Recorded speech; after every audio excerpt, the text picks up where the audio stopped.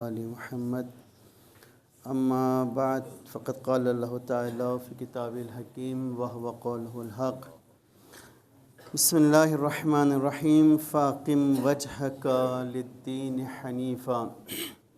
مسجد میں تشریف فرما تمام مومنین کی صحت و سلامتی کے لیے ایک مرتبہ صلوات پڑھیں۔ محمد و آل محمد صلوات۔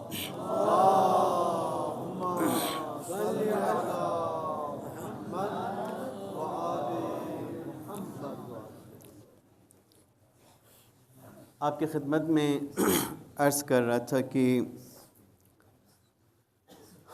دین خالص وہ جو پیغمبر خدا لے کر آئے، وہ دین جو انسانیت کو نجات دلانے کے لیے، کمال اور سعادت تک پہنچانے کے لیے اللہ نے نازل کیا، اس دین میں ملاوٹ کر دی گئی، حق اور باطل کو ملا دیا گیا۔ ائمہ علیہ السلام کی روایات کے روشنی میں علماء نے دین کے اصول معین کیے اور ان اصولوں کو سمجھنے کی طرف تاکید کی۔ وہ 5 اصول ہے جس کو ہم لوگ اصول دین کہتے ہیں، جو صرف ہم بچوں کو یاد کراتے ہیں۔ بچوں کو یاد کرانے کے لیے نہیں ہے یہ، البتہ بچوں کو یاد کرانا اچھی بات ہے، لیکن یہ بچوں کے لیے نہیں ہے، یہ بڑوں کے لیے ہے۔ ہم سمجھتے ہیں یہ بچپن میں یاد کرنے کی کوئی چیز ہے، بچوں کو یاد ہونا چاہیے۔ بچوں سے پوچھتے ہیں آپ کو اصول دین یاد ہے؟ اچھی بات ہے، اس کو پتہ ہو یاد، لیکن یہ بچوں کے لیے ہے نہیں، یہ بڑوں کے لیے ہے، جو میدان میں حاضر ہے ان کے لیے ہیں۔ وہ کیا ہے؟ وہ توحید، عدل، نبوت، امامت، قیامت، یہ دین کے 5 بنیادی اصول ہیں جس پر ہماری انفرادی اور اجتماعی زندگی کی بنیاد کھڑی ہوگی۔ اگر اس پہ درست کھڑی ہو گئی تو ہمارا راہ درست ہوگا، سمت درست ہوگا، ہم نجات کے راستے پہ ہوں گے، ورنہ پھر مسائل آئیں گے۔ تو لہٰذا باطل کے طرفداروں نے ان اصولوں کے اندر بھی ملاوٹ کر دی، ان کے مفہوم بدل دیے۔ ان اصولوں کو تبدیل نہیں کر سکے، لیکن ان کے مفاہیم تبدیل کر دیے۔ توحید کو اپنی جگہ رکھا، توحید کا مفہوم بدل دیا۔ عدل کو اپنی جگہ رکھا، لیکن اس کا مفہوم بدل دیا۔ مفہوم کیسے بدلا؟ کہ بھائی عدل یعنی اصول دین کا دوسرا رکن عدل ہے، بس یاد کرو۔ عدل کا مطلب عدل اجتماعی ہے۔ عدل کو اصول دین میں شامل اس لیے کیا ہے کہ اجتماعی عدالت قائم ہو، معاشرے میں برابری کا نظام قائم ہو۔ امام سے مراد حاکم، امام عادل ہو، عادل کو حاکم بناؤ، عادل کے حوالے اپنی دنیا کرو۔ ہم اپنی دنیا کس کے حوالے کرتے ہیں؟ فاسق کو، فاجر کو تلاش کر کے کرتے ہیں، اس کے حوالے کرنے اپنی دنیا، تاکہ وہ خوب لوٹ مار مچائے میری دنیا کے اندر۔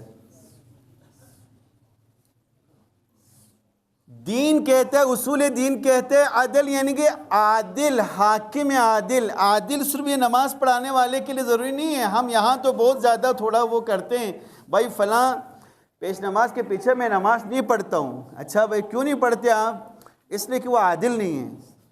واہ بھائی، اپنی پوری دنیا تم نے ایک فاسق کے حوالے کیا ہوا ہے، اپنی اجتماعی تمام مسائل اس کے حوالے کیا ہوا ہے۔ 2 رکعت نماز کے لیے عادل ڈھونڈ رہے۔ بس سمجھ میں آ رہے ہیں کتنے نازک ہیں ہم لوگ؟ 2 رکعت نماز کے لیے تو عادل تلاش کرتے ہیں۔ ذرا سا بھی کسی عالم سے کوئی چھوٹی موٹی غلطی بھی نظر آیا تو اس کی نماز پیچھے پڑھنا چھوڑ دیا۔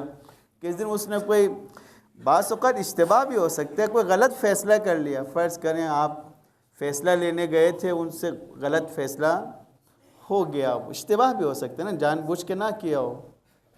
بس بھائی آپ اس کے پیچھے میں نے نماز نہیں پڑھنا ہے. تو بھائی کیا کر رہے ہیں آپ؟ ہاں پیش نماز کے لیے عادل ہونا شرط ہے، لیکن اس سے زیادہ عادل ہونا شرط اس کے لیے ہے جس کے ہاتھ میں آپ نے اپنی پوری دنیا دیا ہوا ہے، اپنا تعلیمی نظام دیا ہوا ہے، اپنے صحت کا نظام دیا ہوا ہے، اپنا معاشرتی نظام دیا ہوا ہے، اپنا عدالتی نظام دیا ہوا ہے، اپنا پولیس کا نظام دیا ہوا ہے اس کے ہاتھ میں. عادل اسے ہونا چاہیے. وہاں ایک فاسق نہ بیٹھے، وہاں بے ایک جابر اور ظالم نہ بیٹھے. عدالت کی شرط وہاں ہے. مفہوم بدل دیا. مفہوم کیسے بدلا؟ بس بھائی پیش نماز کے لیے عادل ہونا ضروری ہے. ہاں نمائندے کے لیے، حاکم کے لیے، وزیر اعلیٰ کے لیے، وزیر اعظم کے لیے نہ، وہ سب چلے گا. یہ کس نے دین کے اندر یہ ملاوٹ کر دی؟ یہ بنی امیہ اور بنی عباس نے کی ہے. اسی لیے دنیا سے برباد ہو گئے، تباہ ہو گئے مسلمان. انہوں نے کہا حاکم کے لیے یہ سب ضروری نہیں ہے. ہم اسی جگہ پہنچ گئے. آج ہم ان کے دین پر ہیں جس کو ہم اپنا دین سمجھ رہے ہیں نا. ہم جس کو ائمہ اثنا عشری 12 امام کا دین سمجھ رہے ہیں، وہ 12 امام کا دین نہیں ہے. وہ دین ہے جو بنی عباس اور بنی امیہ نے بنا کر دیا ہم کو. ہم اس پر ہیں. ہاں زبانی چیزیں ہم یاد ہے ہمیں، زبانی بالکل ٹھیک ہے. عملی طور پہ ہم جس دین پر ہے وہ ائمہ علیہ السلام کا دین نہیں ہے. وہ دین خالص نہیں ہے. فرمائے کہ پھر نبوت کے مقابلے میں اجتہاد کیا گیا. نبوت کے مقابلے میں، حدیث کے مقابلے میں اجتہاد کیا گیا، جبکہ حدیث کے مقابلے میں اجتہاد نہیں ہوتا ہے. جہاں حدیث نہ ملے، جہاں قرآن کے واضح حکم نہ ہو، وہاں اجتہاد کا دروازہ کھلتا ہے. پھر اس کے بعد دروازہ آتے ہیں. نبوت کے مقابلے میں اجتہاد ممکن نہیں ہے، جائز نہیں ہے، لیکن کیا گیا. پھر امامت کو تو پورا نظریہ ہی بدل دیا. 2 قسم کے امام بنا دیے، ایک ذہنی امام، ایک زمینی امام. بات سمجھ رہے ہیں نا آپ لوگ؟ ایک ذہنی امام یعنی کہ 12 امام ہمارا ذہنی امام ہے جو ہمارے ذہن میں، دماغ میں. ایک زمین کا امام ہے جس کو ہم اپنے ہاتھوں سے امام بناتے ہیں، جو زمین کا مالک بنا ہوا ہے، جو ہمارے ہر فیصلے کا مالک ہے، جو ہمارے بارے میں ہر فیصلہ وغیرہ پوچھے کرتا ہے. وہ زمینی امام ہے. اس کو مفہوم کو بدل دیا امامت کے. ہم اسی پہ خوش ہیں. کیسے خوش ہیں ہم کون ہیں؟ ہم ائمہ اثنا عشری کے ماننے والے، 12 امام کے ماننے والے. بس خوش ہیں ہم اس پہ. پھر ہم اپنی دنیا، اپنی زمین، اپنی حکومت، اپنے فیصلے کس امام کے حوالے کر رہے ہیں؟ جو زمینی امام ہے. تو لہٰذا امامت کا مفہوم بدل دیا. امامت نظام زندگی کا نام ہے. معاشرتی نظام کا نام نظام امامت ہے. ذہن میں یاد کرنے کے لیے نہیں بولا ہے کہ آپ امامت یاد کر لو. نہیں، یاد کرنے کوئی چیز نہیں ہے یہ. آپ جب امام کا انتخاب کریں گے، امام یعنی رہبر، یعنی حاکم، یعنی لیڈر. اصل میں ایک تو ہمارا دین عربی زبان میں آئے تو ہم اس میں الجھ گئے. آدھے الجھن تو ہماری اس وجہ سے. ہم امام کا معنی نہیں پتا ہمیں. امام کسے کہتے ہیں ہمیں نہیں معلوم، کیونکہ ہم نے جو امام یاد کیا وہ 12 امام کے نام ہیں بس. امام لیڈر کو بولتے ہیں، حاکم کو بولتے ہیں، رہبر کو بولتے ہیں. جس کے ہاتھ میں آپ نے اپنی دنیا دیا ہو وہ امام ہے. تو ہم نے اپنی دنیا کس کے ہاتھ میں دیتے ہیں؟ ہم سوچتے ہی نہیں ہیں کس کے ہاتھ میں دے رہے ہیں. فیصلہ کیے بغیر دیتے ہیں. بس چھوٹی چھوٹی چیزیں مفاد یا چھوٹا موٹا کوئی چیز ہو، ماموں نے بولا ہے، چچا نے بولا ہے، تایا اس طرف ہے، نانا نے وہاں اس طرف ہے، بس میں بھی اس طرف، بس ہمارے فیصلے اس طرح ہوتے ہیں۔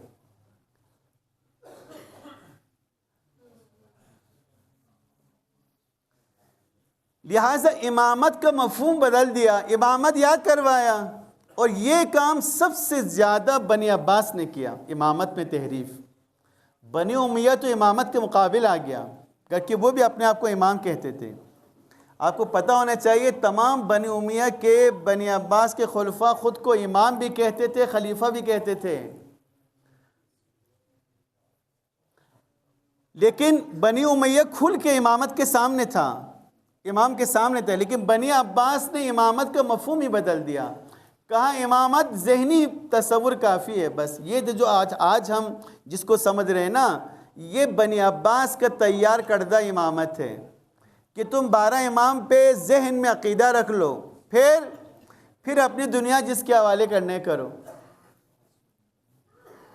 پھر اپنا معاشرے کا نظام جس کے حوالے کرنے کرو، اپنا تعلیمی نظام، اپنا صحت کا نظام، اپنے معاشرتی قوانین جو جس کے حوالے کرنے کرو تم، بس تمہیں امام کے نام یاد ہونا چاہیے۔ وہ کتنا آسان ہے، آسان ہے۔ تو یہ آسانی نعوذ باللہ مثلاً ائمہ علیہ السلام کو، انبیاء کو نہیں پتہ تھا اتنا آسان دین، زبانیں یاد کر لو، باقی جو کرنا ہے کرو، جس کے ساتھ جانا ہے جاؤ، تمہاری نجات کی گارنٹی ہمارے پاس ہے۔ کوئی ایک روایت کسی امام کی لے کر آئیں کہ تم جس کے ساتھ جانے ہیں جاؤ، اپنی دنیا جس کے حوالے کرنے کرو، ہم پہ صرف عقیدہ رکھو، تمہاری نجات، ہم تمہیں نجات دیں گے۔ کوئی ایک روایت لے کر آئیں کسی سے، کوئی حدیث لے کر آئیں، پوچھیں، جا کے ضرور پوچھیں، یہ بات دلچسپی لیں، دین میں دلچسپی لیں، دین میں سستی اور کاہلی جائز نہیں ہے۔ درست دین تلاش کریں، درست راہ تلاش کریں، کچھ نہیں ہوگا، یہ دنیا ویسے بھی جانا ہے۔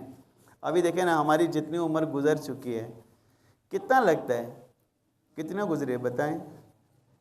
لگ رہا ہے کل پرسوں کی بات ہے نا، کیا ہے، کچھ بھی نہیں، ختم۔ اس کے لیے اپنی آخرت تباہ نہ کریں، برباد نہ کریں، کچھ نہیں ہوگا، کوئی کچھ نہیں کر سکتا۔ اپنے آخرت کو بچائیں، یہ دنیا کچھ بھی نہیں، گزر جاتی ہے۔ آپ دال روٹی کھائیں، نمکین چائے پئیں، آپ مرغی کھائیں، آپ شوربہ پئیں، آپ ایک نمک میں پانی ڈال کے اس کے ساتھ روٹی کھائیں، گزر گیا ہے، بہت ختم سب کچھ۔ یہ جس کو ہم لوگ لطف بولتے ہیں، مزہ بولتے ہیں، یہ نوالا جب تک ہمارے منہ میں گھوم رہا ہے نا، چند سیکنڈ کا ذائقہ ہے، وہ بھی اللہ تعالیٰ کے لطف و کرم کے خدا نے ہمارے منہ میں ذائقہ دیا ہوا ہے۔ اگر وہ بھی نہ ہوتا تو پھر تو پتہ ہی نہیں چلتا کیا کھا رہے ہیں۔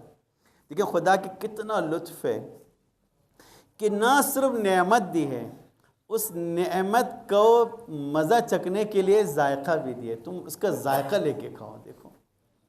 ایک دوسرا، یہ ذائقہ جو ہے نا، یہ ہماری صحت کا ضامن ہے، آپ کو پتہ ہونا چاہیے، ہماری صحت کا۔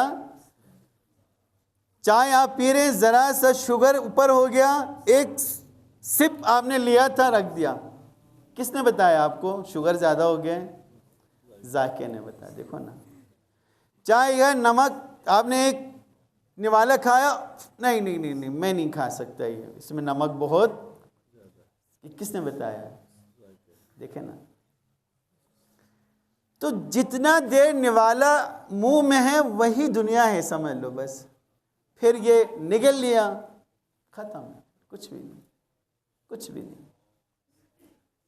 یہ دنیا بھی اتنی دیر کی ہے، تھوڑی دیر کی ذائقہ ہے، لہٰذا تھوڑی دیر کے اس کے لیے کسی اور کی دنیا آباد کرنے کے لیے اپنی آخرت کو برباد نہ کریں، کچھ نہیں ہوگا، کچھ نہیں ہوگا۔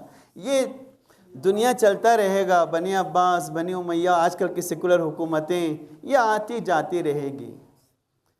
آپ اگر حق کے لیے نکل سکتے ہیں تو نکلیں، حق کے قیام کے لیے بول سکتے ہیں تو بولیں، الہی حکومت کے لیے کوشش کر سکتے تو کریں، ورنہ چپ کر کے گھر میں بیٹھ جائیں، کسی اور کے لیے اچھل کود کرتے ہوئے نہ پھریں۔ کیا ہو گیا ہمیں؟ ابھی دیکھیں اگلے اپریل مئی میں الیکشن آئے گا اور پاکستان سے لٹیرے آنے شروع ہو جائیں گے، بندر آنے شروع ہو جائیں گے،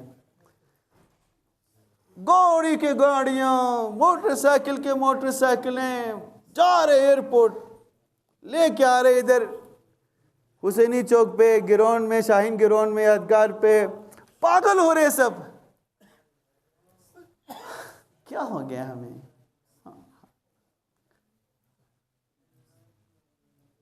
دنیا کسی اور کی آباد ہوگی، پاگل آپ ہو رہے، دیوانہ آپ ہو رہے۔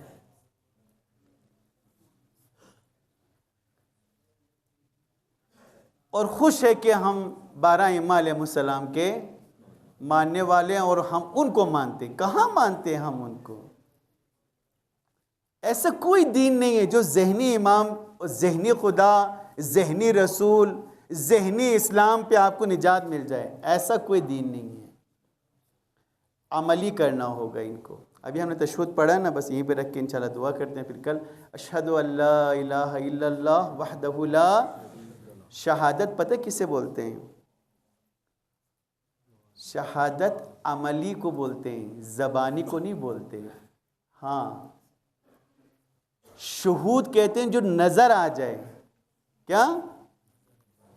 شہود کہتے ہیں جو نظر آ جائے، شہادت نظر آنی چاہیے۔ کہاں معاشرے میں ہمارے اشہد ان لا الہ الا اللہ کہاں ہے ہمارے معاشرے میں؟ کہاں نظر آ رہا ہے؟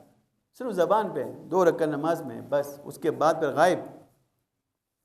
یہ شہادت نہیں کہلاتی، یہ زبانی ورد ہے۔ ورد زبان نہیں بولتے ہم، یہ ورد ہے، شہادت نہیں ہے۔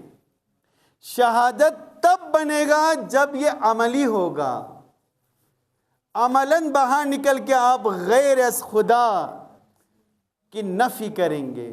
جو بھی خدا کے نظام کے مقابلے میں کوئی سسٹم لے کر آئے گا، اس کی نفی کریں گے، اس کو منع کریں گے، اس کے خلاف کھڑے ہوں گے، تو کہے گا کہ اس نے شہادت دی ہے، اس نے اشہد ان لا الہ الا اللہ وحدہ لا شریک لہ کو عملی کیا، اس نے، تب شہادت کہلاتی ہے۔ ان تمام کے مفہوم بدل دیے ہیں۔ مشکل ہمارے ساتھ یہ ہے، ہم نے اس کو سمجھا نہیں ہے۔ انشاءاللہ کل یہیں سے آگے جوڑتے ہیں، پھر آخرت کا وہ رہ گیا وہاں انشاءاللہ کل بیان کرتے ہیں۔ دعا کرتے ہیں پروردگار ہم کے بارگاہ میں، پروردگار و دین جسے تو نے ہماری سعادت اور کمال کے لیے نازل کیا، سمجھ کر عمل کرنے کی توفیق عطا فرما۔ پروردگار مومن مومنات جہاں کہیں بیمار شفا کاملہ عطا فرما، جو پریشان حال ان کے پریشانیوں کو دور فرما۔ ہماری اس قلیل عبادت کے صدقے میں ہمارے گناہ کبیرہ و صغیرہ کو معاف فرما، مظلومین جہاں کو فتح و نصرت عطا فرما، ظالمین جہاں کو نیست و نابود فرما۔